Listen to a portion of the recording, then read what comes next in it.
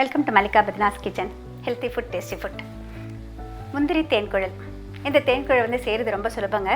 இதுவும் அந்த காலத்துலேருந்து நம்ம வீடுகளில் பண்ணிகிட்டு இருந்த ஒரு ரெசிபி தான். நிறைய பேருக்கு இந்த முந்திரி தேன்குழல் எப்படி பண்ணுறதுன்னு தெரியல. இப்போ உங்களுக்காக நான் சொல்லித்தரேன். முதல்ல என்னென்ன பொருட்கள் தேவைன்னு பார்க்கலாம். கழுவி உலர்த்திய பச்சரிசி மாவு 2 கப், 50 கிராம் முந்திரி பருப்பு விழுதாக அரைத்தது, உப்பு தேவையான அளவு, நெய் 1 டேபிள் ஸ்பூன், எண்ணெய் பொரிக்க தேவையான அளவு.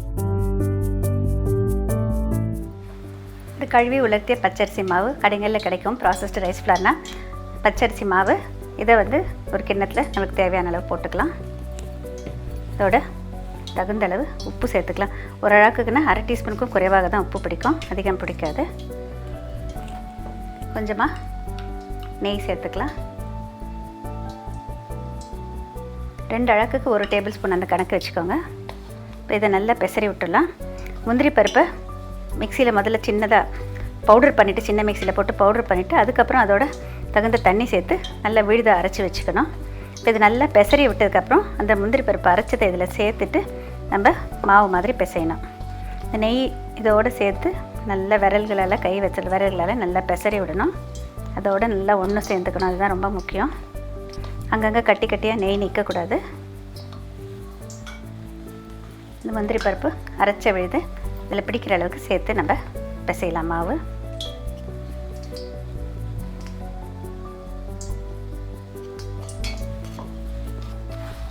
நம்ம பிசைஞ்சு வச்சது நம்ம பத்தலைன்னா கொஞ்சம் தண்ணியை சேர்த்துக்கலாம்.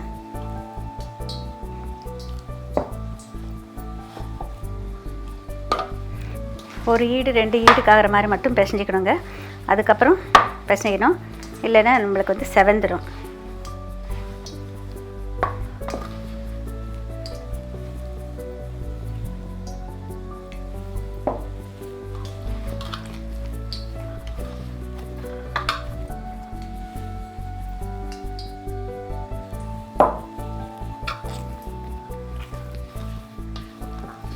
மாவு இந்த மாதிரி பிசைஞ்சதை இதில் பார்த்தீங்கன்னா சிங்கிள் ஸ்டார் வச்சு அச்சரிச்சிருக்கேன். இந்த சிங்கிள் ஸ்டார் இதை வந்து முறுக்கு குழலில் போட்டுக்கோங்க. அதில் எண்ணெய் பூசி வச்சுருக்கேன். இப்போ நம்ம பிசைஞ்சு வச்ச மாவு வந்து இதில் போட்டுக்கலாம். முறுக்கு பிழிகிற கருவியை வந்து க்ளோஸ் பண்ணிக்கலாம். அதை பார்த்து கொஞ்சம் டைட்டாக வரணும், அது வரைக்கும் சுற்றணும்.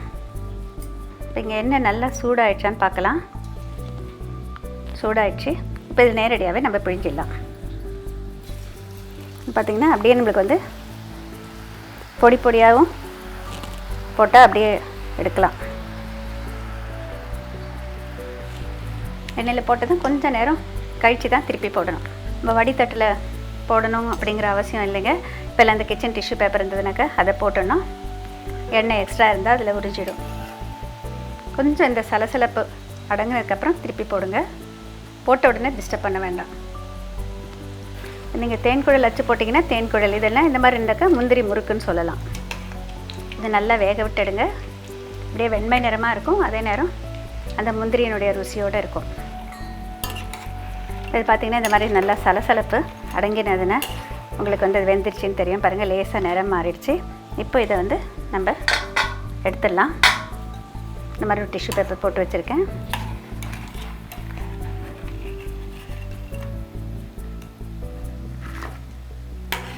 முந்திரி பருப்பு முறுக்கு தயார்.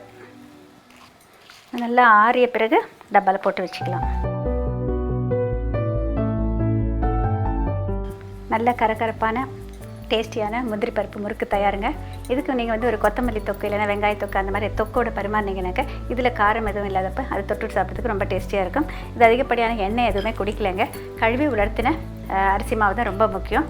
எப்போவுமே அரிசி மாவு பண்ணுறதுனாக்க பச்சரிசியை வந்து தண்ணியில் வந்து 1 மணி நேரம் ஊற வச்சுட்டு தண்ணியை முழுவதும் வடிச்சிட்டு நிழலில் ஒரு துணி மேலே பரப்பிட்டு நல்லா காய வைக்கணும். அதுக்கப்புறமா நம்ம மிஷினில் கொடுத்து திரிச்சு கொண்டு வரணும். அந்த ஈர அரிசி மாவை வந்து பண்ணுறதா இருந்தால் லேசாக வறுத்துக்கோங்க, சூடு பண்ணிவிட்டு பண்ணுங்கள். இல்லைனாக்கா நல்ல ஒரு துணி மேலே பரப்பி 1 நாள் 2 நாள் காய வச்சுட்டு ஒரு டப்பாவில் போட்டு வச்சுக்கோங்க. நம்மளுக்கு எப்போ பண்ணணுமோ அப்போ அந்த தேவையான அளவுக்கு நம்ம மாவு எடுத்துகிட்டு அதில் இந்த அரைச்ச விழுது உப்பு சேர்த்துட்டு நெய் சேர்த்து பேசினா இந்த மாதிரி முறுக்கு பண்ணிங்கன்னாக்கா டேஸ்டியாக வரும். இதுலேயே வந்து நான் வந்து இந்த முள் இருக்கிறத போட்டிருக்கிறேன். நீங்கள் 3 கண் இருக்கிறத போட்டிங்கனாக்கா சின்ன சின்னதாக முறுக்கு பிழிஞ்சு அந்த மாதிரி தேன்குழல் மாதிரியும் நீங்கள் வந்து சர்வ் பண்ணலாம். This is a very simple முறுக்கு. have to grind cashew nut and use processed rice flour. Mix little ghee and salt with the flour and then add the ground paste and then make a dough. We have to use either a star nozzle or 3-eyed disc in the murukku press and then prepare murukku.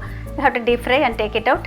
After it cools down, you have to take it in a dry box, and this can be used up to, you can keep it for 1 month, at least 1 month. You have to use a proper oil for frying this.